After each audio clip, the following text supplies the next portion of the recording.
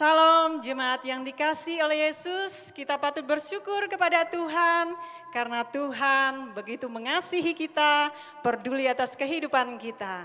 Kita bersyukur kita boleh hadir dalam ibadah pada hari ini atau boleh mengikuti ibadah baik secara online maupun offline. 1 minggu telah kita lewati, berbagai situasi kita hadapi. Penyertaan dan pertolongan Tuhan selalu ada di dalam hidup kita. Hari ini apapun situasi pribadi atau sekeliling kita tidak akan menghalangi kita untuk memuji, menyembah Tuhan. Mari jemaat Tuhan, kita menyerahkan hati dan pikiran kita untuk bersekutu bersama lewat pujian, doa dan mendengar firman Tuhan dengan terlebih dahulu mengambil waktu teduh. Demikian firman Tuhan. Demikianlah aku memandang kepadamu di tempat kudus, sambil melihat kekuatanmu dan kemuliaanmu. Sebab kasih setiamu lebih baik daripada hidup, bibirku akan memegahkan engkau. Demikianlah aku mau memuji engkau seumur hidupku dan menaikkan tanganku demi namamu. Bersama orang percaya, mari kita ucapkan pengakuan iman rasuli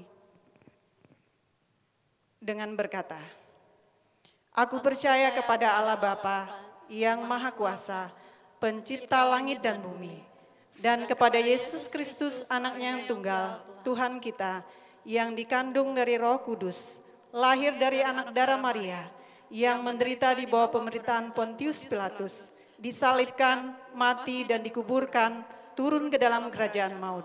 Pada hari yang ketiga, bangkit pula dari antara orang mati, naik ke sorga, duduk di sebelah kanan Allah, Bapa yang Maha Kuasa, dan akan datang dari sana untuk menghakimi orang yang hidup dan yang mati. Aku percaya kepada Roh Kudus, gereja yang kudus dan am, persekutuan orang kudus, pengampunan dosa, kebangkitan tubuh, dan hidup yang kekal. Jemaat yang dikasihi oleh Yesus, dalam hidup yang dianugerahkan Tuhan, mari senantiasa memuji, memuliakan Dia. Dia Allah yang layak dipuji, disembah, ditinggikan, dan diagungkan. Katakan lewat pujian, sujud di altarnya.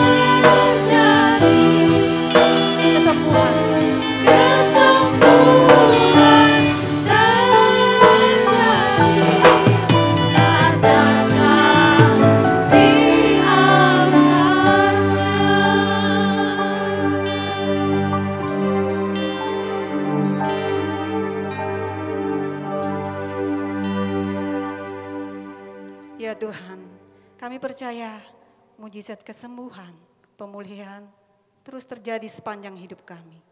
Dalam setiap tantangan, pergumulan yang kami alami, yang telah kami lewati, Engkau tetap pertolongan dan harapan kami. Engkaulah satu-satunya Allah, Allah yang bertata di dalam kerajaan surga, Allah yang penuh belas kasihan, juru selamat kami. Engkau Allah yang kami percayai. Terpujilah nama-Mu Tuhan. Kami mengarahkan hati dan pikiran kami untuk menyembah Engkau. Layakan, ampuni kami ya Tuhan, baik dalam pikiran, perkataan dan perbuatan kami. Kami mau menyembah Engkau dalam roh dan kebenaran. Kami membuka ibadah ini dalam nama Bapa, Anak, dan Roh Kudus. Amin. Jemaat Tuhan, mari kita membuka buku nyanyian kemenangan iman nomor 97. Pakai hidupku ya Tuhan. Sebagai komitmen kita, anaknya yang telah menerima anugerah keselamatan Yesus Kristus.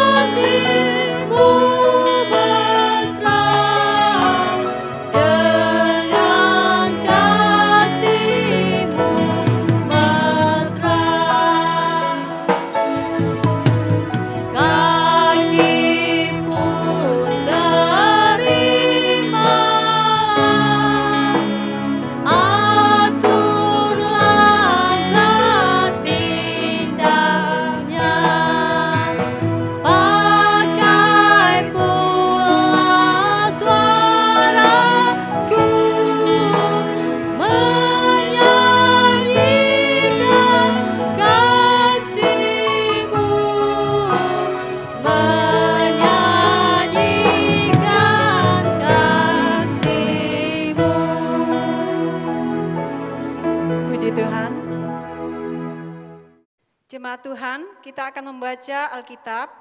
Kita membuka dalam Matius pasal 6 ayat 19 sampai 34. Matius pasal 6 ayat 19 sampai 34. Mari kita membaca ayat firman Tuhan ini silih berganti dari ayat 19 hingga ayat yang ke-34. Hal mengumpulkan harta.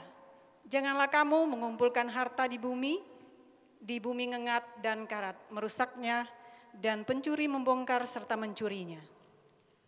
Tetapi kumpulkanlah bagimu harta di surga ngengat dan karat tidak merusakkannya, dan pencuri tidak membongkar serta mencurinya. Karena di mana hartamu berada, di situ juga hatimu berada. Mata adalah pelita tubuh.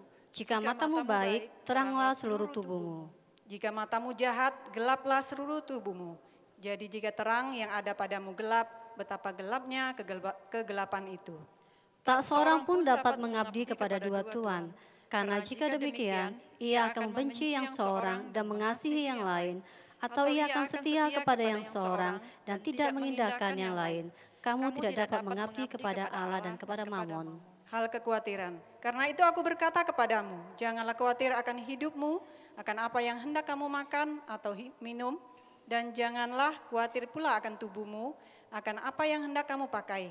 Bukankah hidup itu lebih penting daripada makanan, dan tubuh itu lebih penting daripada pakaian? Pandanglah burung-burung di langit yang tidak menabur dan tidak menuai, dan tidak mengumpulkan bekal dalam lambung, namun diberi makan oleh Bapamu yang di surga. Bukankah kamu jauh melebihi burung-burung itu? Siapakah di antara kamu yang karena kekhawatirannya dapat menambahkan sehasta saja pada jalan hidupnya? Dan mengapa kamu khawatir akan pakaian? Perhatikanlah bunga bakung di ladang yang tumbuh tanpa bekerja dan tanpa memintal. Namun aku berkata kepadamu, Salomo dalam segala kemegahannya pun tidak berpakaian seindah salah satu dari bunga itu. Jadi jika demikian Allah mendandani rumput di ladang yang hari ini ada dan besok dibuang ke dalam api, tidakkah Ia akan terlebih lagi mendandani kamu, hai orang yang kurang percaya? Sebab itu janganlah kamu khawatir dan berkata, apakah yang akan kami makan? Apakah yang akan kami minum? Apakah yang akan kami pakai? Semua itu dicari bangsa-bangsa yang tidak mengenal Allah, akan tetapi Bapamu yang di surga tahu bahwa kamu memerlukan semuanya itu. Tetapi carilah dahulu kerajaan Allah dan kebenarannya, maka semuanya itu akan ditambahkan kepadamu. Sebab itu janganlah kamu khawatir akan hari besok, karena hari besok mempunyai kesusahannya sendiri, kesusahan sehari cukuplah untuk sehari. Puji Tuhan atas pembacaan firman Tuhan. Jemaat Tuhan, silakan kita berdiri. Bermazmurlah bagi Allah kita, Raja di atas segala raja, Tuhan di atas segala Tuhan, berkuasa di bumi dan di surga. Mari angkat pujian ini bersama-sama, betapa hebat.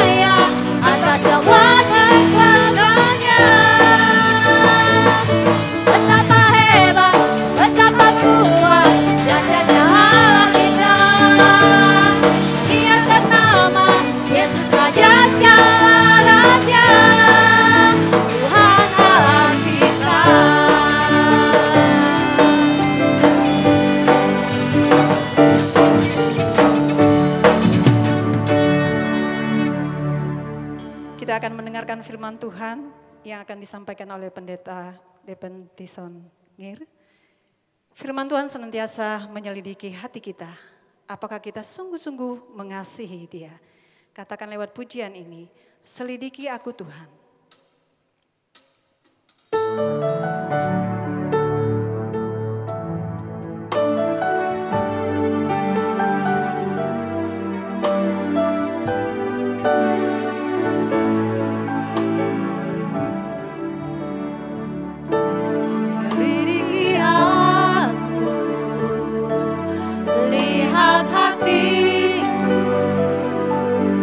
Apakah ku sungguh mengasihimu, Yesus?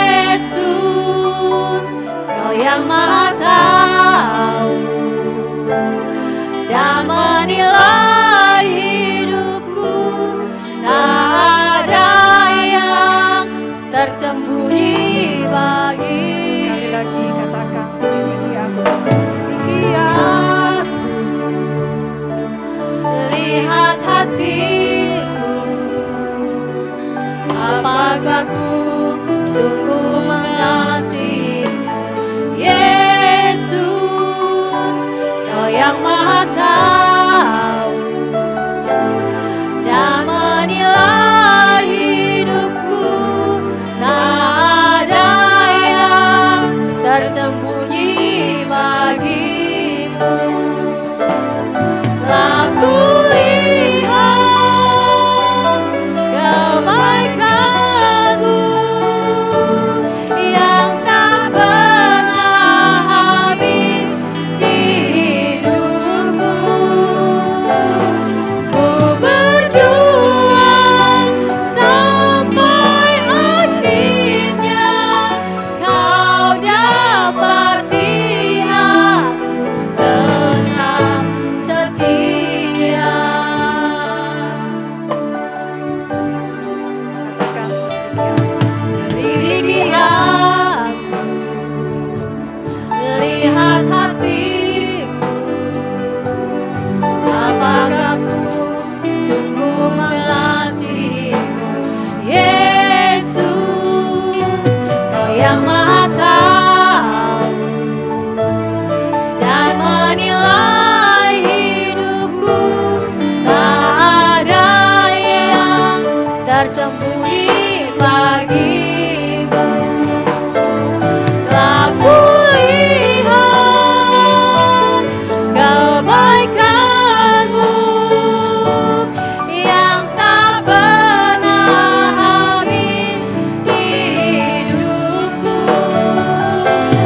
Ku berjuang sampai akhirnya Kau dapati aku tetap setia. Telah kulihat kebaikan-Mu yang tak pernah habis di hidupku. Ku berjuang sampai akhirnya Kau dapati aku tetap setia. Kau dapati aku tetap setia.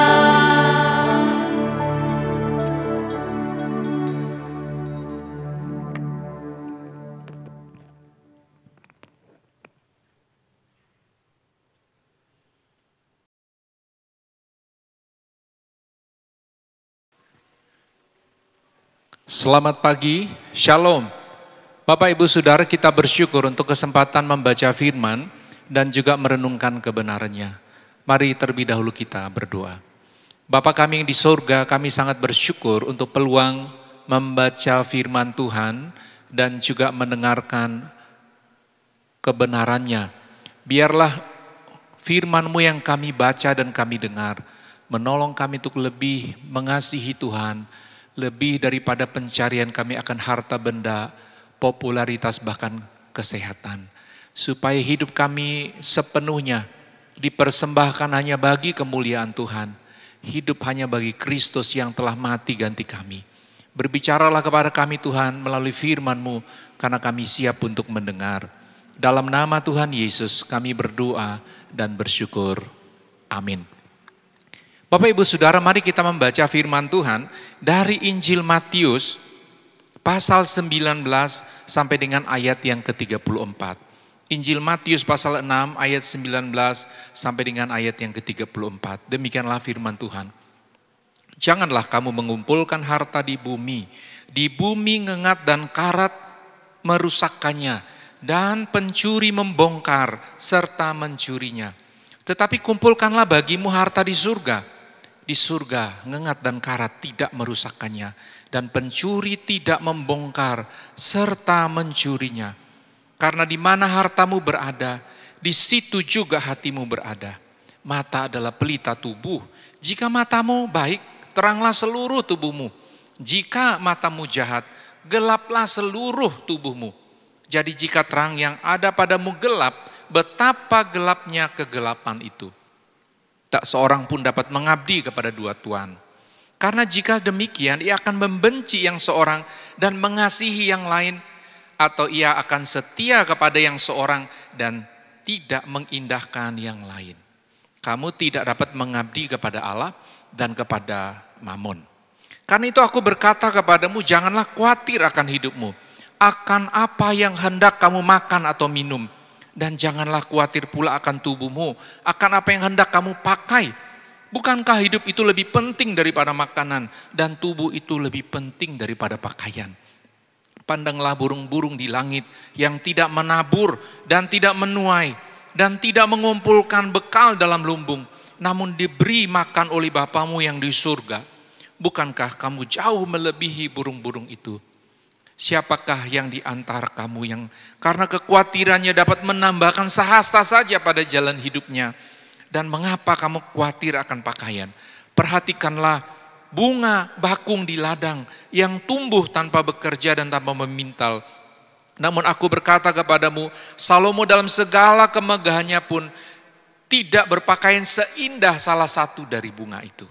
Jadi jika demikian Allah mendanani rumput di ladang yang hari ini ada dan besok dibuang ke dalam api, tidakkah ia akan terlebih lagi mendandani kamu, hai orang yang kurang percaya? Sebab itu janganlah kamu khawatir dan berkata, apakah yang akan kami makan? Apakah yang akan kami minum? Apakah yang akan kami pakai? Semua itu dicari bangsa-bangsa yang tidak mengenal Allah. Akan tetapi Bapamu yang di surga tahu bahwa kamu memerlukan semuanya itu. Tetapi carilah dahulu kerajaan Allah dan kebenarannya, maka semuanya itu akan ditambahkan kepadamu. Sebab itu janganlah kamu khawatir akan hari besok, karena hari besok mempunyai kesusahannya sendiri. Kesusahan sehari cukuplah untuk sehari. Bapak Ibu, sepanjang bulan April dan bulan Mei, kita berbicara mengenai cara hidup anak-anak Tuhan menurut ajaran Yesus. Bapak Ibu, di sepanjang bulan April dan juga mengawali minggu pertama pada bulan Mei ini, Bapak Ibu, kita melihat cara hidup anak-anak Tuhan menurut ajaran Yesus, khususnya pada minggu ini dari Matius pasal 6 ayat 19 sampai 34, yaitu sikap yang benar terhadap harta dan kekhawatiran. Bapak Ibu Saudara, Yesus berkata, janganlah kamu mengumpulkan harta di bumi. Alasannya karena ngengat dan karat merusakkannya. Pencuri membongkar dan mencurinya. Ini sangat bisa dipahami dengan cepat ya Bapak Ibu ya. Memang kita tahu di dunia yang namanya harta bisa rusak ya. Dan yang kedua, bisa juga terlepas dari tangan kita oleh karena ada pencuri. Kalau dalam kisah ini disebut pencuri bongkar mencuri. Kan ini bicara mengenai perampok datang ngambil barang di rumah orang begitu. Tapi sekarang Bapak Ibu kita tahu juga bahwa harta kita tidak sepenuhnya aman. Meskipun kita mungkin ada tabungan ya di bank, atau kita investasi dalam bentuk-bentuk investasi yang bahkan mungkin memang sesuatu bentuk investasi yang benar. Bukan investasi bodong begitu ya. Tapi bisa juga penurunan nilai saham ya, dengan begitu cepat bisa membuat kita kehilangan sesuatu yang kita anggap tadi, wah ini udah untung banget ini ya. Jadi Bapak Ibu, tidak ada sesuatu pun di dalam dunia yang menyangkut harta benda bisa kita pastikan hari ini kita punya, besok atau sampai anak-anak kita masih bisa memegangnya. Jadi Bapak Ibu, benar Yesus katakan bahwa di bumi harta benda memang tidak akan bisa bertahan ya. Apalagi Bapak Ibu, karena ini Yesus berkata, kumpulkan bagimu harta di surga. Alasannya di surga ngengat dan karat tidak merusakkannya dan pencuri tidak membongkar serta mencurinya. Nah Bapak Ibu, mungkin kita bilang, apakah ini maksudnya bahwa Yesus mendorong kita untuk tidak usah mengelola harta benda kita di bumi? Kalau punya gaji begitu ya udah habisin aja, nggak usah simpen sama sekali ya. Kalau ada tanah ya udah dijual aja semua. Ada emas ya jangan disimpan begitu. Jual terus ya udah keliling-keliling dunia, bersantai begitu ya. Pokoknya nikmati aja. Nggak usah disimpan, nggak usah diinvestasi, nggak usah dikembangkan. Apakah Yesus bermaksud demikian? Pada waktu dia berkata bahwa harta di bumi bisa rusak dan bisa hilang. Seperti ada juga orang yang kadang karena kecewa, misalnya ada yang menanam ya, kalau di kampung menanam buah misalnya. Nah pas berbuah, ternyata nggak sempat dipanen sama dia, ada orang lain yang lebih rajin ya, dipanen duluan begitu. Kadang-kadang ada yang bilang, aduh nyesal, mending saya nggak usah nanam ya, daripada saya yang tanam, orang lain yang panen begitu. Atau kalau ada yang melihara ya, mungkin ternak begitu ya, terus dicuri orang. Kadang-kadang merasa, lebih bagus saya nggak usah pelihara daripada saya pelihara diambil orang terus menyesal begitu. Nah, Bapak Ibu, kadang-kadang juga kita mungkin merasa ya udah kalau gitu nggak usah investasi ya, nggak usah kembangkan aset kita, nggak usah nanam apa-apa, tidak usah kembangkan bisnis begitu. Tetapi kita yakin Bapak Ibu, Yesus tidak bermaksud demikian. Sama juga Bapak Ibu, apakah Yesus bermaksud bahwa kita simpen harta di surga, misalnya wah sering orang bilang udah kita beri persembahan, nanti di surga kita terima kembali ya. Kasih uang di dunia begitu, nanti di surga kita dapat uang lagi begitu, emas perak ya, berapa kali lipat ganda di surga. Bapak Ibu, kita tahu bahwa Petrus pun pernah bertanya demikian kepada Yesus. Waktu dia berkata, ini kami sudah tinggalkan semua. Kita tahu Petrus nelayan kan, tinggalkan semua. Maksudnya pekerjaan dia, hasil-hasil dari nelayan. Dan apa yang Yesus katakan? Bahwa dapat kali lipat. Dan bicara mengenai surga, Yesus bilang nanti di surga dapat hidup kekal. Nah mungkin kita berpikir, apakah berarti yang ditinggalkan oleh Petrus dan teman-temannya sebagai nelayan nanti terima lagi di surga begitu dalam bentuk harta, benda. Bapak Ibu, kalau kita membaca gambaran tentang surga, jalannya terbuat dari emas dan semua batu permata yang indah-indah itu jadi hanya hiasan biasa begitu. Jadi kemuliaan surga tak terbandingkan dengan harta benda.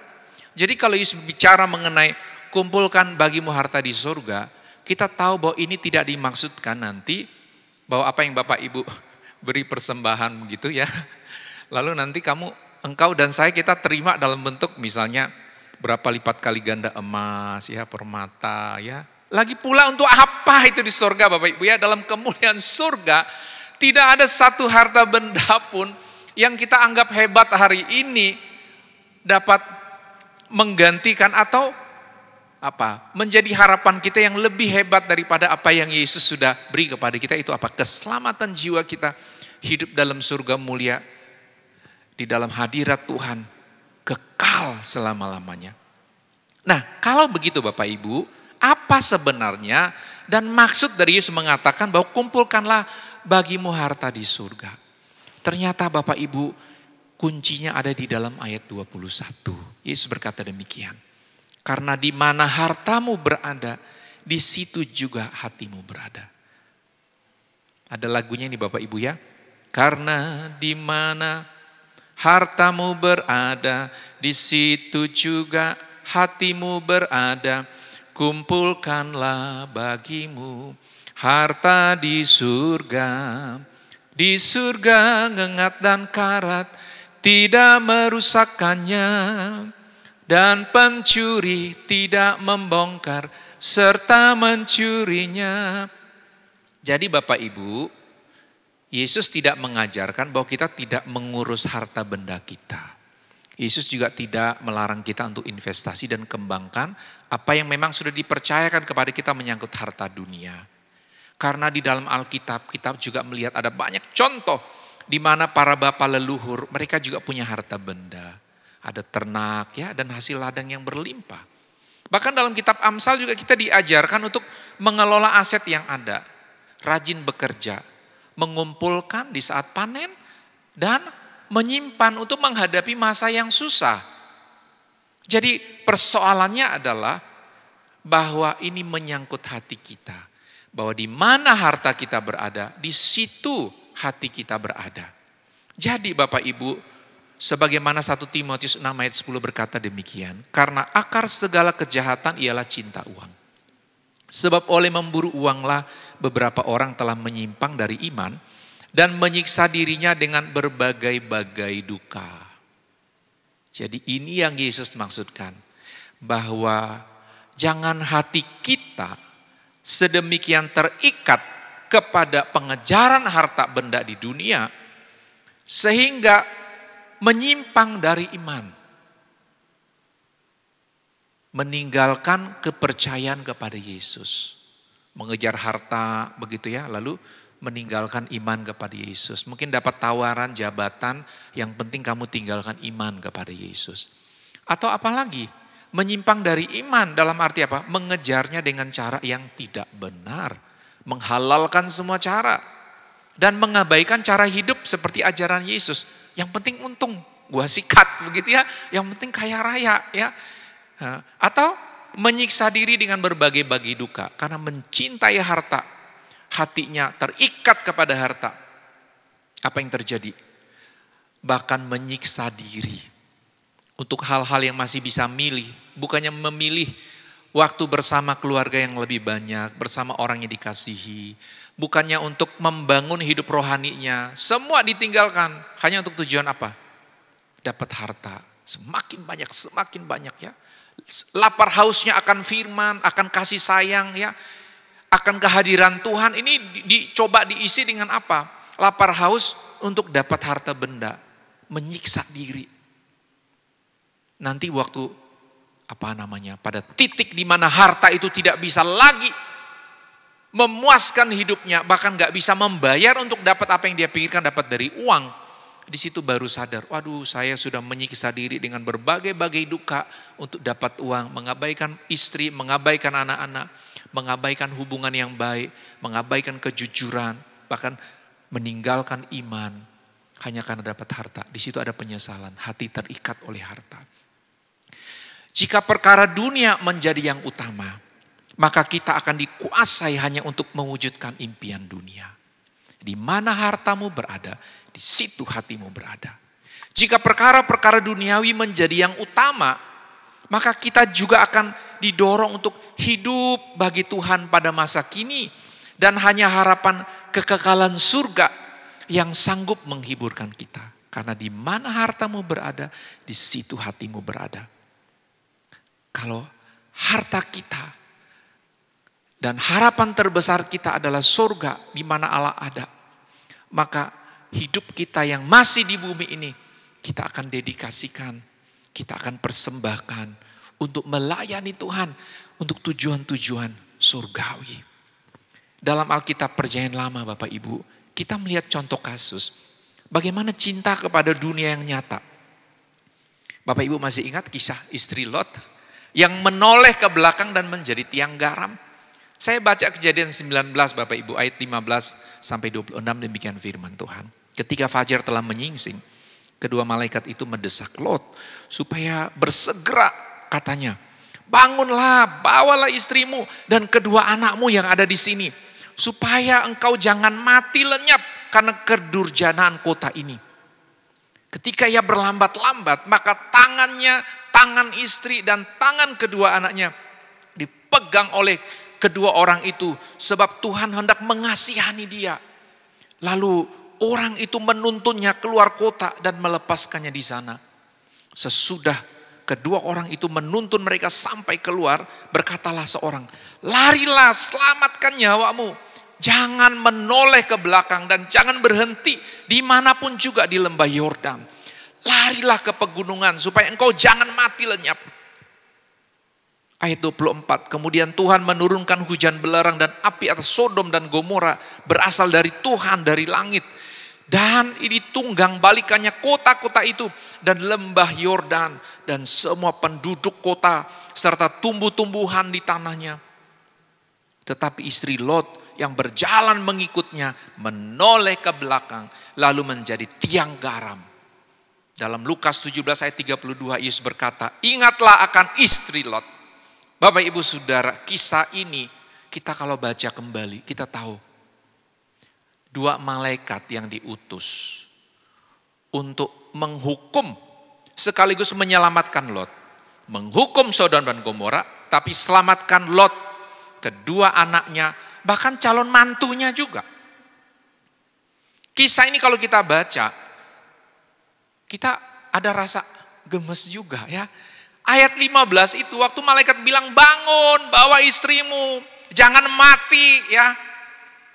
Dicatat ayat 16, ketika ia berlambat-lambat. Lot istrinya, anak-anaknya, mereka ada dekat Sodom dan Gomora ini, tinggal bersama orang-orang di sana. Tempat ini tempat yang bagus. Bapak Ibu, waktu kita membaca kisah, waktu Abraham memberi kesempatan kepada Lot untuk memilih tempat, Lot melihat dekat kota Sodom Gomora ini satu tempat yang sangat bagus, banyak airnya, seperti taman Tuhan katanya. Jadi bagi Lot, Bapak Ibu, tinggal di tempat ini, hidup di tempat itu, meskipun kotanya jahat luar biasa, tetapi manusianya dia tahu bahwa ini tempat yang paling menguntungkan. Itu sebabnya waktu Tuhan suruh lewat malaikat keluar dari Sodom dan Gomora, sudah diingatkan jangan berpaling.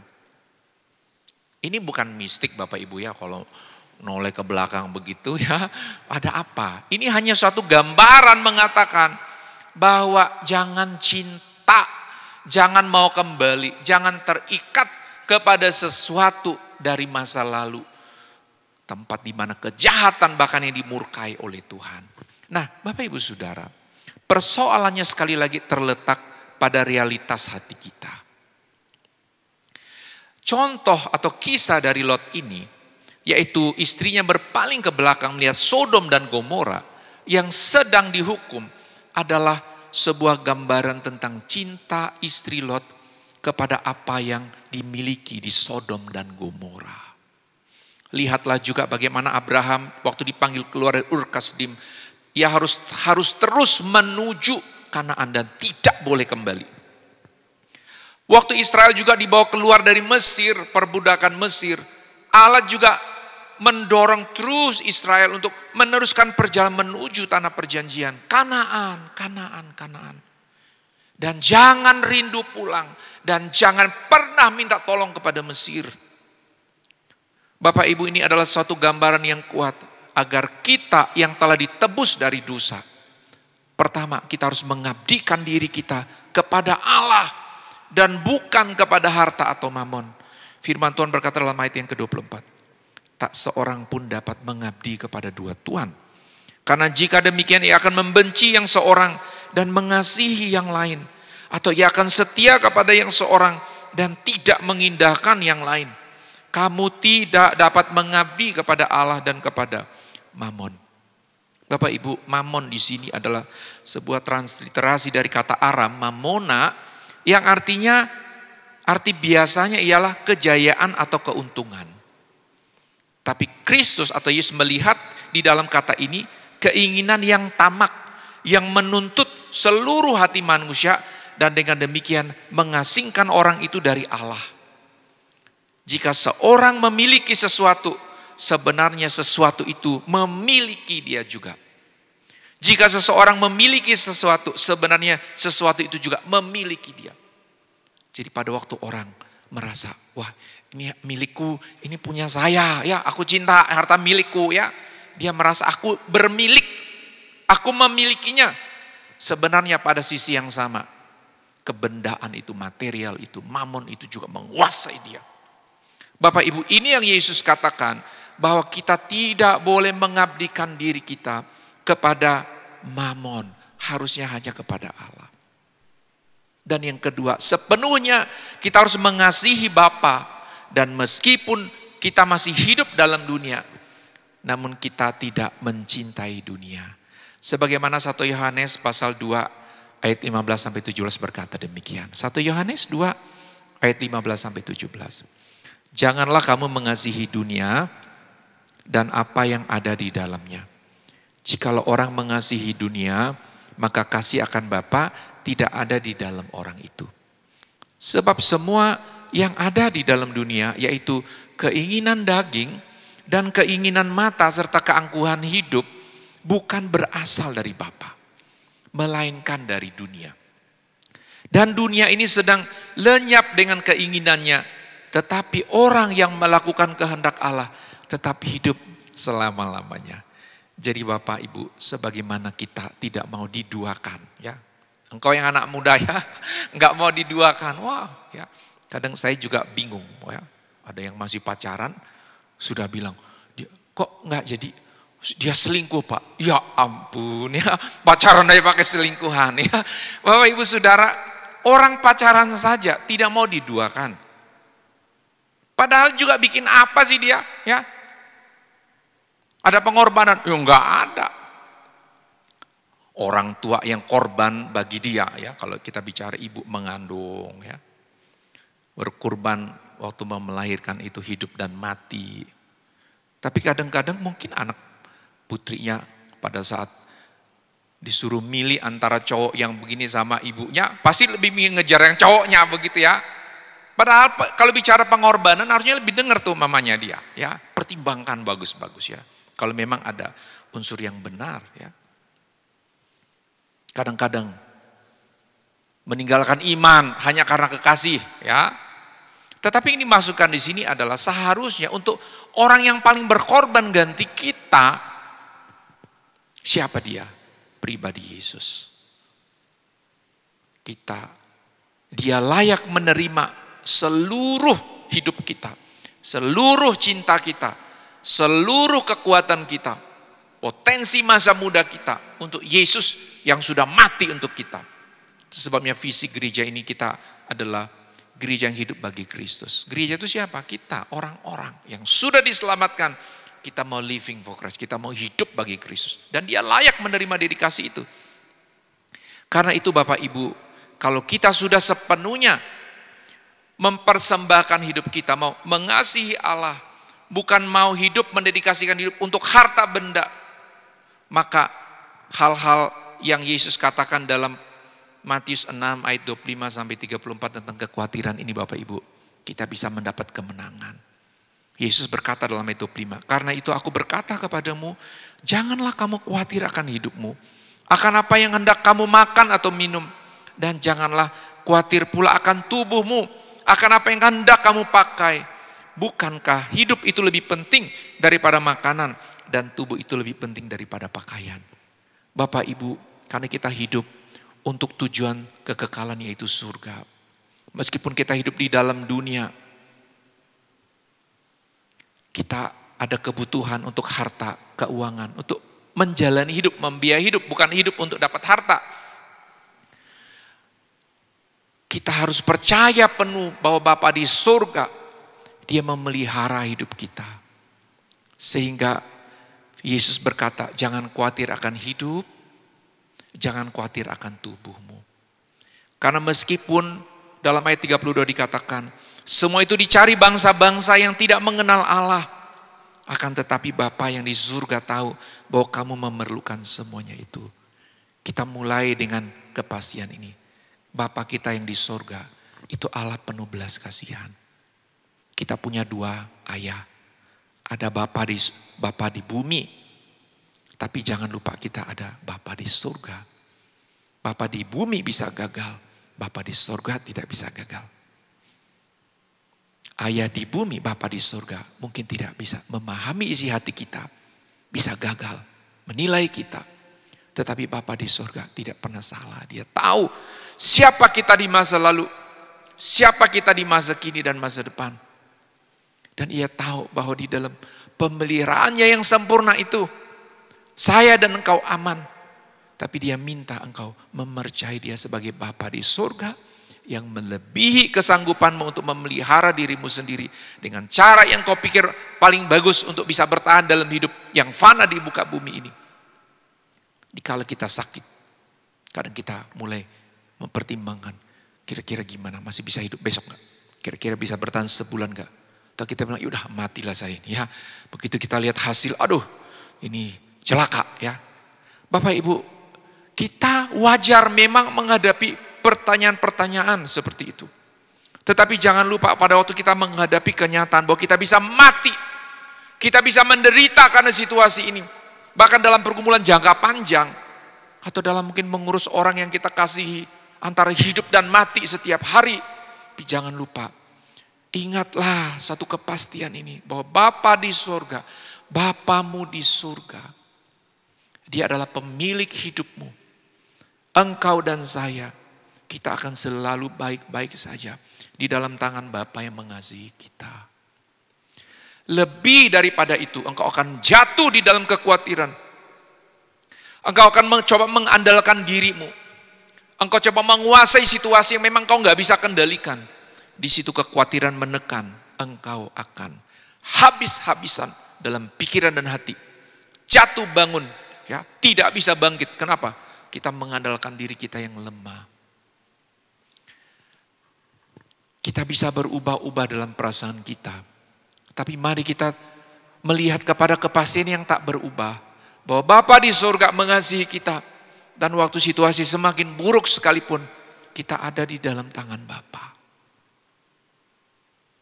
Yesus berkata, tetapi carilah dahulu kerajaan Allah dan kebenarannya, maka semuanya itu akan ditambahkan kepadamu. Hal terbaik adalah waktu kita telah menerima Yesus, pemilik kerajaan, dan mengizinkan Yesus memerintah hidup kita. Allah memerintah hidup kita. Kita jadi anak Tuhan. Kita mau taat kepada Tuhan. Setelah itu apa? Kita mau hidup dalam kebenaran. Hal-hal yang lain yang dicari oleh dunia itu hanya tambahan. Seringkali orang pikir, ya udah saya mau setia melayani nanti supaya kalau kerja lebih gampang dapat kerja. Terus kalau saya rajin kebaktian pelayanan, nanti ujian Senin saya lulus tes pegawai negeri. Kalau saya persepuluhan saya, pokoknya rajinlah ya bikin yang baik-baik. Nanti bisnis saya lebih berkembang.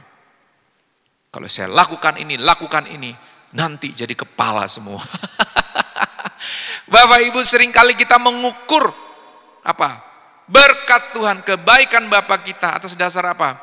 Kemakmuran, kesuksesan, kesehatan, yang Tuhan sendiri tidak janjikan seperti itu Bapak Ibu.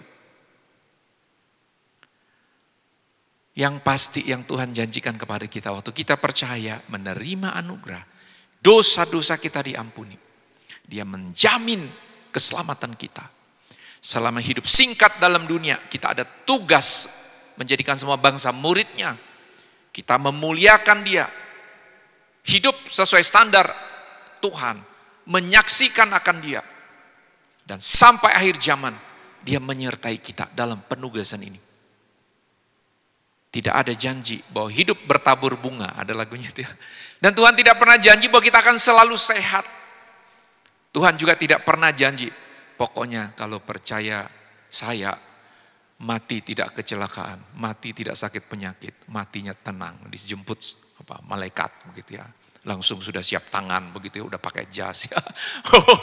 Seolah-olah Bapak Ibu, segala sesuatu dalam kontrol kita begitu ya. Yesus tidak pernah berjanji satu kehidupan yang ada dispensasi tanpa penderitaan untuk orang percaya. Kalau ada Bapak Ibu dengar janji begitu, itu bukan janji Tuhan Yesus. Yesus sudah bilang kita harus pikul salib. Ada penderitaan dalam rangka apa? Kita tetap hidup memuliakan di dalam keadaan susah dan suka. Tetapi waktu mengalami tekanan hidup yang berat, ada kekuatan dari Roh Kudus menolong kita di dalam kelemahan, tetap memuliakan Dia. Bapak Ibu, pandemi ini kita tidak tahu kapan berakhir. Kadang setiap hari kita dapat berita. Supaya kita tetap pakai masker, tetap bertindak hati-hati, bertanggung jawab untuk diri kita dan orang lain. Tapi yang sering kita dapat, sisi lainnya apa Bapak Ibu? Bahaya terus menerus. Kita harus seimbang, kita lakukan bagian kita berhati-hati. Tapi tetap jaga hati supaya jangan kekhawatiran ini membuat engkau sampai tidak bisa aktivitas, depresi, dan apa yang terjadi Bapak Ibu? Kita kehilangan rasa syukur dan kesanggupan untuk melakukan hal-hal yang harus kita jalani sepanjang waktu. Yesus berkata, sebab itu janganlah kamu khawatir akan hari besok. Karena hari besok mempunyai kesusahannya sendiri. Kesusahan sehari cukuplah untuk sehari. Saya sebagai gembala sidang tidak bisa menjanjikan Bapak Ibu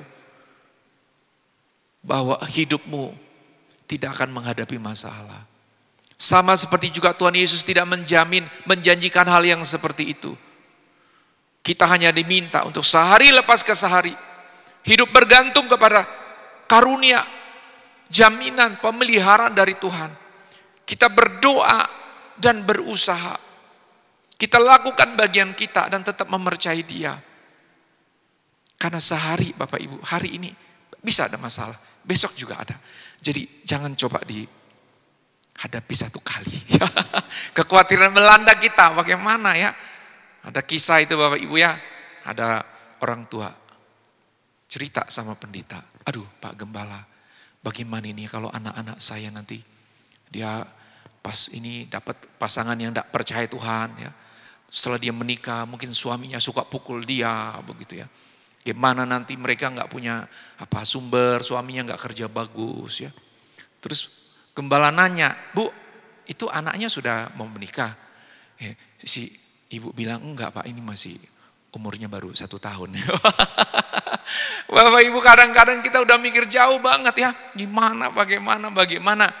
Padahal firman Tuhan berkata, kekhawatiran sehari cukuplah untuk sehari. Hadapi hari ini, besok dalam perencanaan-perencanaan yang baik. Kita berharap kepada Tuhan. Firman Tuhan sudah bilang kepada kita ya, jikalau Tuhan menghendaki besok, lusa, tahun depan, kita ada program-program dalam pelayanan dan keluarga. Tetapi engkau mungkin anak muda, tahun ini kau akan kuliah, kau akan memulai satu tinggal di kota yang baru, tapi ya juga nggak bisa pastikan, ini masih pandemi. Tapi tetap berharap, planning, lakukan bagianmu, doa dan perencanaan. Jangan berhenti. Tapi tetap bilang, jikalau Tuhan menghendaki, jikalau Tuhan buka jalan. Tuhan akan menyertai engkau dan saya, dan dalam jaminannya saja. Soal harta, jangan hidup untuk mengejar harta. Jangan lupa surga. Dan kalau kekhawatiran melanda untuk hal-hal yang menyangkut dunia ini, percaya kepada penyediaan Tuhan, lakukan bagianmu, dan biarlah hadapi sehari lepas ke sehari. Kita saling mendoakan, saling menguatkan, saling menghiburkan. Mari kita berdoa. Bapa, kami percaya hidup kami di muka bumi bukan untuk selama-lamanya. Banyak hal bisa terlepas dari hidup kami. Harta benda, kesehatan, nama baik, hubungan sekalipun. Banyak.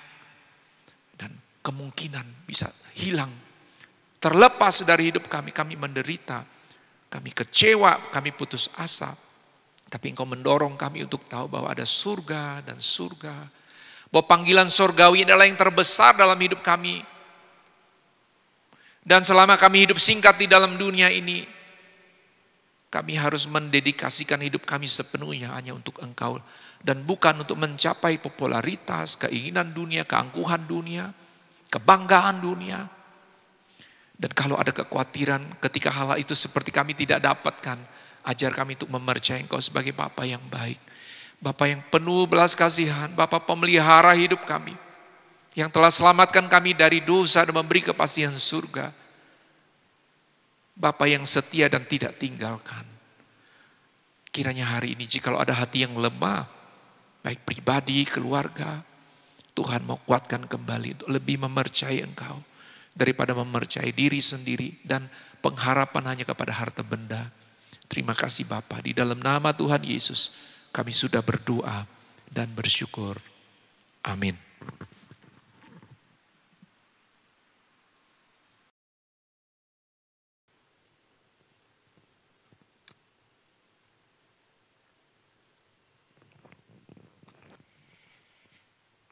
Bapak Ibu, saudara-saudari yang dikasihi oleh Yesus Kristus, kita bersyukur, kita diberkati lewat kebenaran firman Tuhan, dan pada saat ini kita akan mempersiapkan hati dan pikiran kita untuk menikmati perjamuan kudus, agar kita senantiasa ingat akan pengorbanan Tuhan yang telah mati untuk kita.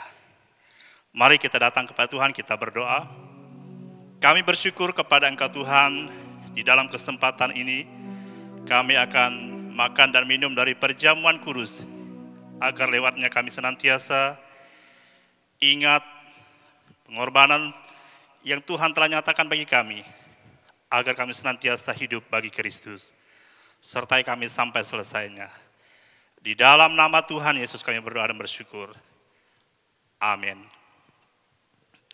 Bapak, Ibu, saudara-saudari yang dikasihi oleh Tuhan kita Yesus Kristus,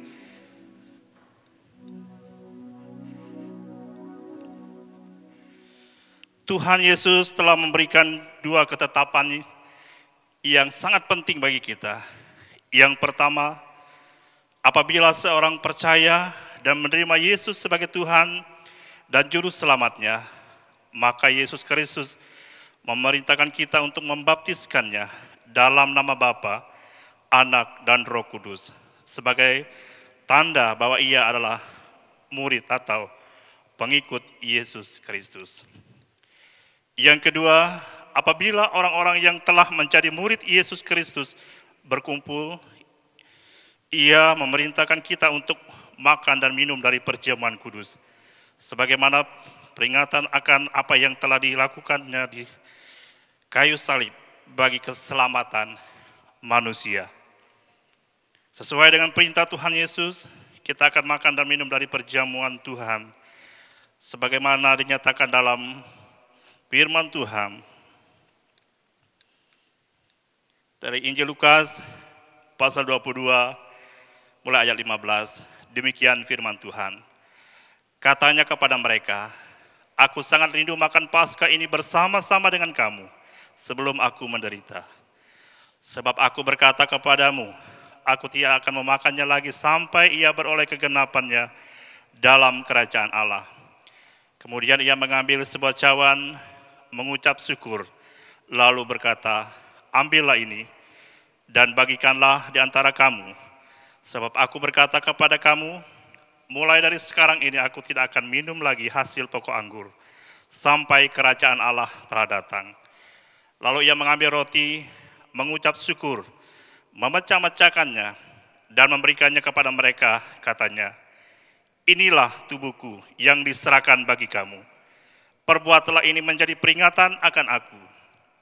Demikian juga dibuatnya dengan cawan sesudah makan. Ia berkata, "Cawan ini adalah perjanjian baru oleh darahku yang ditumpahkan bagi kamu." Nah, dari apa yang Tuhan Yesus nyatakan lewat kebenaran firman Tuhan ini, jelaslah bagi kita bahwa perjamuan kudus atau perjamuan suci ini adalah lambang dari apa yang telah ia lakukan di kayu salib sebagai sebuah peringatan yang mendorong kita menjadi saksi atas kematian dan kebangkitannya. Tuhan Yesus tidak pernah memerintahkan untuk melakukan dengan tujuan yang lain, dan juga tidak pernah menyatakan bahwa roti dan cawan akan menjadi tubuh dan darah Yesus yang sesungguhnya. Karena pengorbanannya telah terjadi hanya satu kali saja dan tidak akan terulang lagi. Jemaat yang dikasihi oleh Yesus Kristus, jadi sebelum kita makan dan minum dari perjamuan suci ini, mari kita mengambil bagian agar kita senantiasa hidup bagi Kristus dalam perjamuan Tuhan, dan agar melalui perjamuan kudus ini saudara-saudara memperoleh berkat sesuai dengan kehendak Allah. Mari kita menguji diri kita sendiri.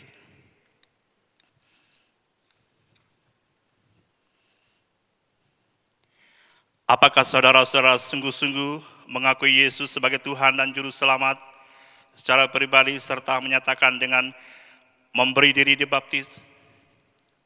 Apakah saudara-saudara senantiasa hidup bagi Kristus dengan menjauhkan diri dari dosa serta tetap hidup dalam kekudusan? Apakah saudara-saudara bertekad menjadi saksi Kristus dan serta siap mempersembahkan segala milik saudara menjadi alat dalam tangannya untuk memperluas kerajaan Allah? Jika saudara-saudara menjawab iya di dalam hati, mari kita berdoa secara pribadi. Bersyukur atas keselamatan yang telah kita miliki, memperoleh dari pengorbanan Yesus Kristus, seraya mengakui segala dosa yang telah kita lakukan karena ketidaktaatan pada firman Allah. Mari kita berdoa secara pribadi.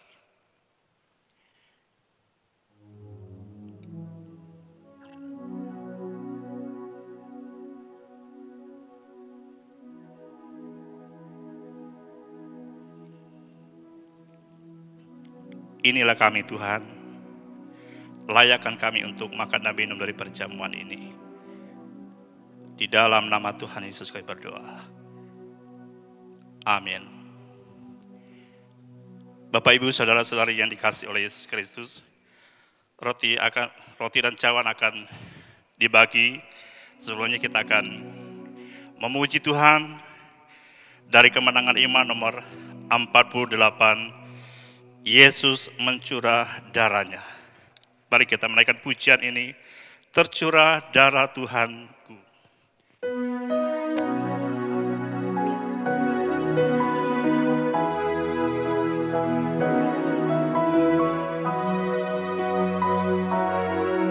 Tercurah darah. Tercurah darah Tuhanku di bukit Golgota,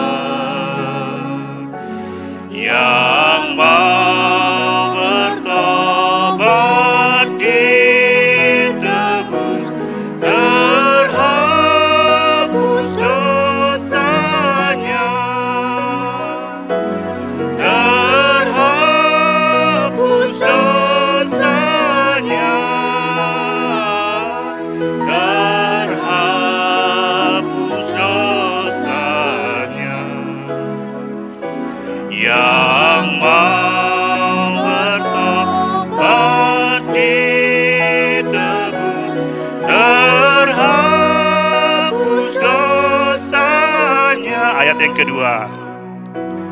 Penyamun yang di sisinya diberi anugerah. Pun aku yang penuh celah dibasuh darahnya, dibasuh darahnya,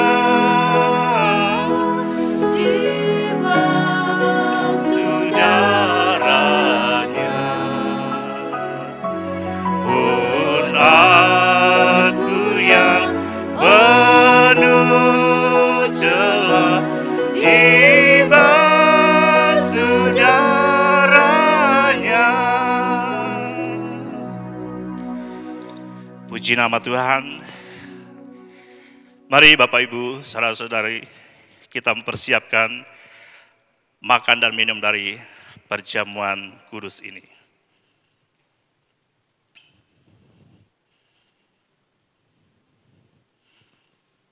Mari jemaat Tuhan kita mengangkat roti.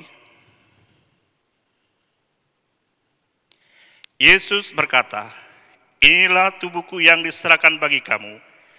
Perbuatlah ini menjadi peringatan akan aku. Mari kita makan bersama-sama.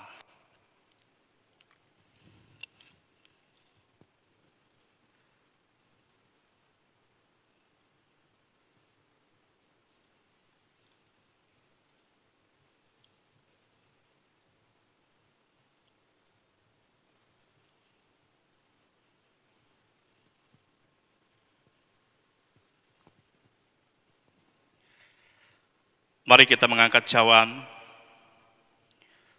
Tuhan Yesus berkata, cawan ini adalah perjanjian baru yang dimeteraikan oleh darahku.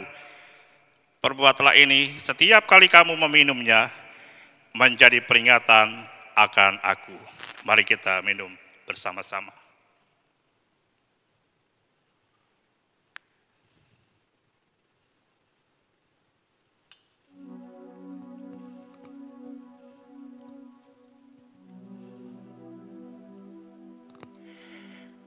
Sebab setiap kali kamu memakan roti dan minum cawan ini, kamu memberitakan kematian Tuhan sampai Ia datang. Mari kita berdoa. Kami bersyukur kepada Engkau Tuhan. Kami sudah makan dan minum dari perjamuan kudus ini. Kiranya Roh Kudus yang sudah dimeteraikan di dalam setiap pribadi kami sebagai orang yang percaya kepada Engkau, agar kami senantiasa ingat pengorbanan yang telah menyelamatkan kami, agar kami setia hidup bagi Kristus sampai Tuhan datang menjemput kami, membawa kami masuk dalam surga yang mulia. Terima kasih Tuhan. Di dalam nama Tuhan Yesus kami berdoa dan bersyukur. Haleluya. Amin. Demikian acara perjamuan kudus pada pagi hari ini. Tuhan Yesus memberkati kita.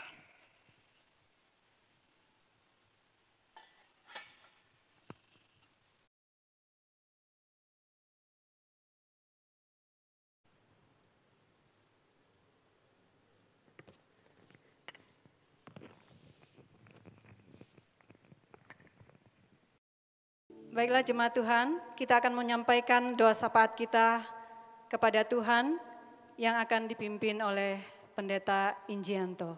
Dipersilakan.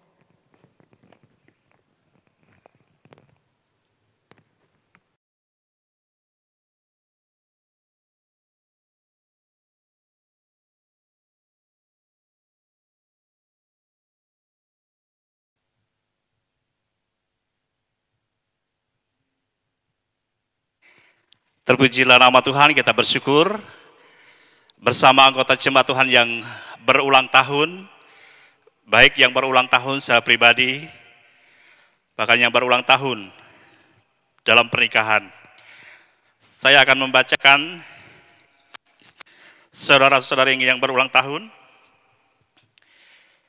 Weni Rizky Pratiwi, Charles Apri Marjeson, Filipus, Albert Abigail, Aprila, Aprilin, Priscilla, Julius Siau, Curel Kalisto, Jesse Dorti, Miko Riano Messi, Hasantan, Nicole, Stefani Setiawan, Andrea Susilo, Sukarsi, Jumaidi Jalung, Mikael Mentan, yang berulang tahun pernikahan,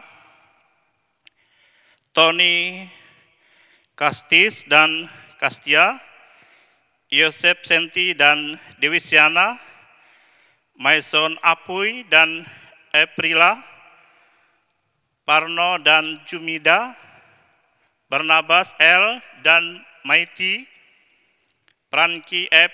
J. Faat, dan Setiana Ngang, Rainar Edward, dan Serliani. Selamat ulang tahun, Tuhan Yesus memberkati. Mari kita datang kepada Tuhan, kita berdoa. Kami bersyukur kepada Engkau Tuhan, kebenaran firman Tuhan yang telah meneguhkan, yang mengingatkan kami. Dan pada saat ini kami bersyukur bersama anggota jemaat Tuhan yang berulang tahun. Sebagaimana Tuhan telah menuntun kehidupan mereka sepanjang hari-hari yang telah mereka jalani, sepanjang tahun yang mereka telah lewati, dan mereka memasuki tahun baru dalam kehidupan mereka, dalam keluarga mereka.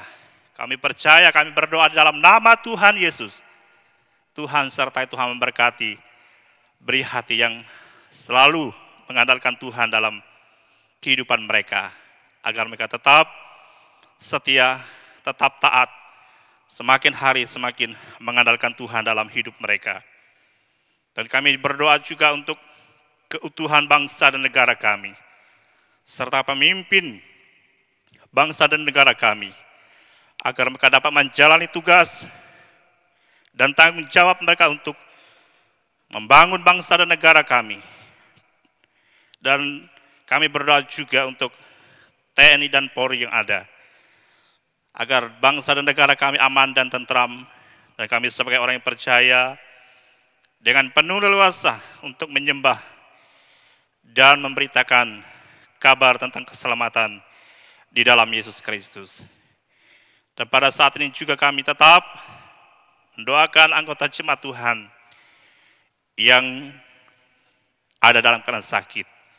Sapukding, Feni Anggunawan, Ferry Markus, Agus, Daniel Yesaya, Herman Wati, Surya, Bartolomius, Uring Ipuy, Anye Ingan, Bungan Lalo, Bungan Gung, Kasing Ingan, Saraparen, Irabaya, Robert Aing, Sulamerang, Pudau, Yunita T, Devi Sung, Dewi Siana, Peluzan, Amos Ding, Yohana Jalung, Pliben Ajan, Bilung, Lestari, Martiana Are, Yusuf Bahwan, Ernest Sultan, Erna, Erden Uluk, Eliading, Bungan Tadan, Dorce Merang, Marlina Alung, Rudiana Lilit, Marlianto. Kami berdoa di dalam nama Tuhan Yesus. Tuhan jamah sembuhkan mereka. Teguhkan iman mereka meskipun fisik mereka ada dalam keadaan sakit. Tetapi iman percaya mereka tetap bertumbuh semakin hari, semakin dimurnikan di dalam Yesus Kristus. Kami juga berdoa untuk pemimpin gereja-gereja sedunia, kiranya Tuhan menolong mereka untuk memberitakan tentang Yesus Kristus, agar dunia dapat mengetahui bahwa di dalam Yesus ada keselamatan yang menjamin hidup sampai kepada kekekalan. Dan kami tetap berdoa untuk program yang sudah diprogramkan di dalam Jemaat Tuhan di Gereja Kami Injil Indonesia Tanjung Selor. Baik program jangka panjang, jangka menengah, jangka pendek, kami berdoa di dalam nama Yesus. Tuhan mampukan kami untuk menjalaninya, agar semua dapat berjalan seturut dengan kehendak Tuhan, sejalan dengan hikmat yang Tuhan berikan bagi kami. Tuhan memberikan kemampuan bagi kami. Dan kami berdoa juga untuk segenap kehidupan jemaat Tuhan sepanjang sepekan yang akan datang. Dalam menghadapi aktivitas, setiap pekerjaan yang dihadapi, baik anak-anak sekolah yang menghadapi pendidikan, kiranya kami melakukannya dengan penuh rasa syukur, memandang terus kepada Engkau sebagai Tuhan, pemelihara, memberkati kehidupan kami, agar kami dapat melakukannya dengan penuh rasa syukur, tanggung jawab hanya kepada Engkau sebagai Tuhan dan Juru Selamat kami. Terima kasih Tuhan Yesus, terima kasih Bapa di surga. Inilah doa syafaat kami Tuhan, Engkau Allah yang sempurna akan menyempurnakan doa kami ini. Di dalam nama Yesus kami berdoa dan mengucap syukur. Haleluya. Amin.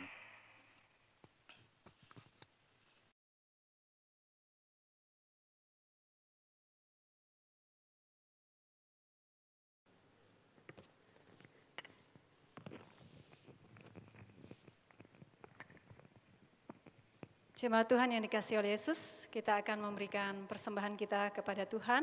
Namun sebelumnya, mari kita berdoa. Bapa di surga, terima kasih buat berkat-berkat-Mu yang melimpah dalam kehidupan kami. Bukan hanya berkat secara materi, tetapi terlebih hidup dalam anugerah kami diselamatkan. Berkati setiap tangan yang memberi maupun yang belum sempat memberi pada hari ini. Kami menyerahkan persembahan ini dengan penuh ucapan syukur dalam nama Tuhan Yesus. Amin. Menyanyi dari buku nyanyian Kemenangan Iman nomor 194, Genap hartaku kuserahkan.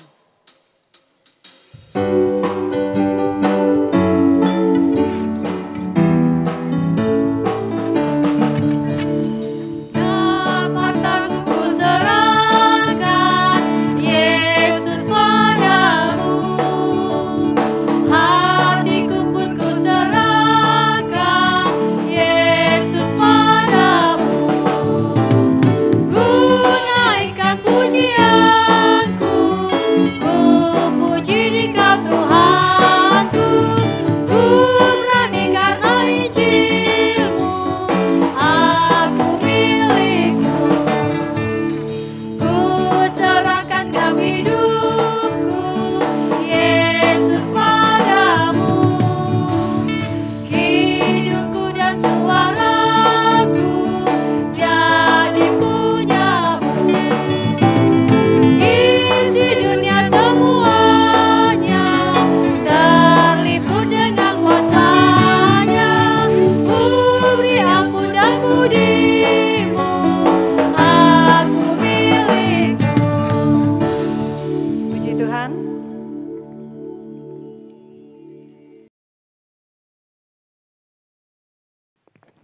Jemaat yang dikasihi oleh Yesus, kita akan kembali ke aktivitas kita masing-masing.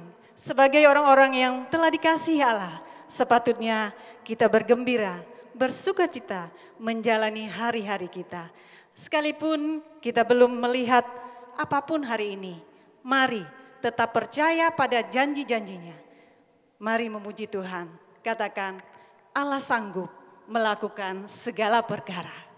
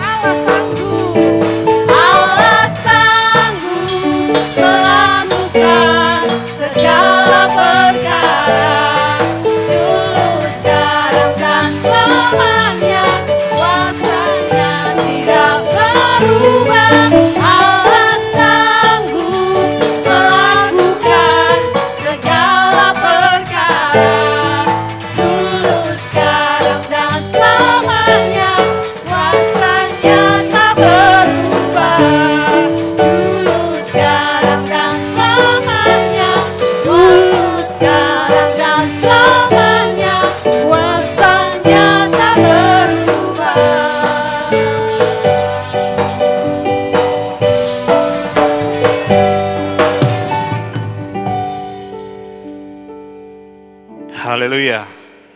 Itulah ungkapan kami lewat pujian kepada Engkau Tuhan. Engkau Allah yang sanggup melakukan segala perkara. Ajarlah kami tetap tunduk taat untuk melakukan apa yang firman Tuhan telah ajarkan bagi kami. Kami bersyukur kepada Engkau Tuhan. Engkau telah menuntun kami dalam kami menyembah Engkau Tuhan dari awal, pertengahan sehingga selesai semua karena pimpinan dan pertolongan Tuhan. Terima kasih Bapa di surga. Jemaat Tuhan, arahkan hati dan pikiran kepada Allah. Kiranya damai dan sejahtera dari Allah yang melampaui segala akal akan memelihara kehidupan kita di dalam Yesus Kristus, serta tuntunan Allah Roh Kudus, itu Allah yang Esa, yang menyertai kehidupan kita dari sekarang sampai kedatangannya untuk menjemput kita, membawa kita masuk di dalam surga yang mulia. Haleluya.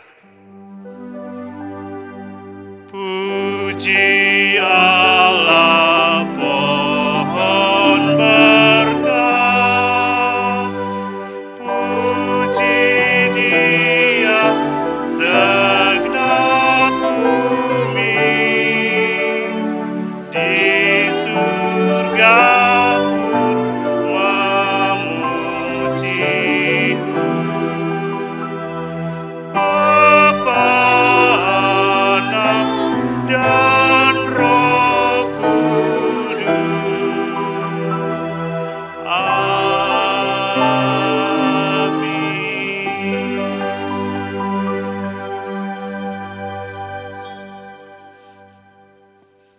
Saat teduh.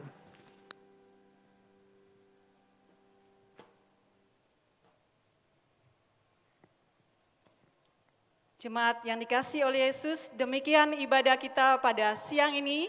Tuhan Yesus memberkati. Salam.